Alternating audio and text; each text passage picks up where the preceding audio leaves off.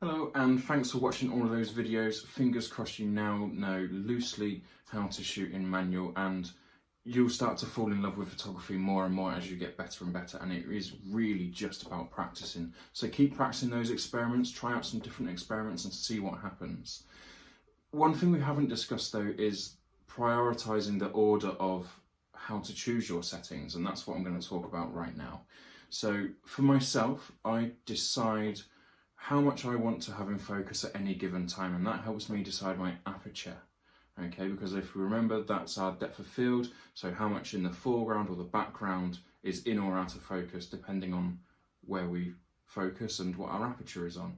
So if I want it to have a shallow depth of field, I'll go for a 2.8 or 1.4 aperture, which would let a lot of light in and again give us that really nice shallow in focus and out of focus.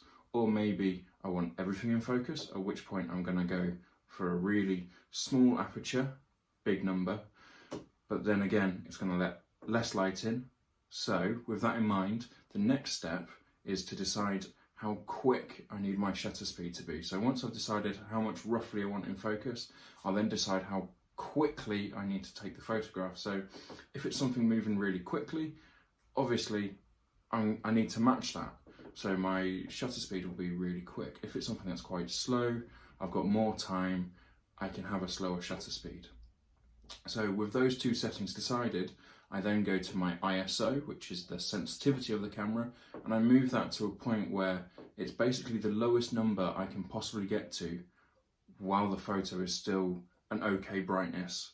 So it's not too dark, it's not too light, it is as it looks in real life. And that's my order. So I go aperture, shutter, exposure, and then I balance that all out. Depending on what you're photographing, and if you're on a tripod, you can really experiment and go completely out there, but have a little play around and see what happens and just enjoy it. It's also worth a note that I am putting this down into a little booklet.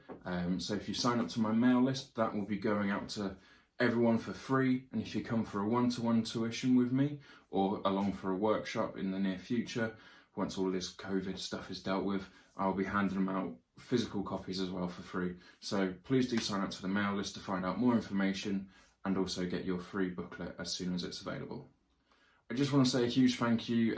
This is the first time I've ever done anything like this before, so thank you for watching and keeping up with everything that I'm doing. Fingers crossed in the future there'll be even more workshops, there'll be even more one-to-one, and we can disappear into the Lake District and do some really cool landscapes and take some stuff like this, hopefully. We can all go out and have some fun and just experiment with cameras and learn all about photography.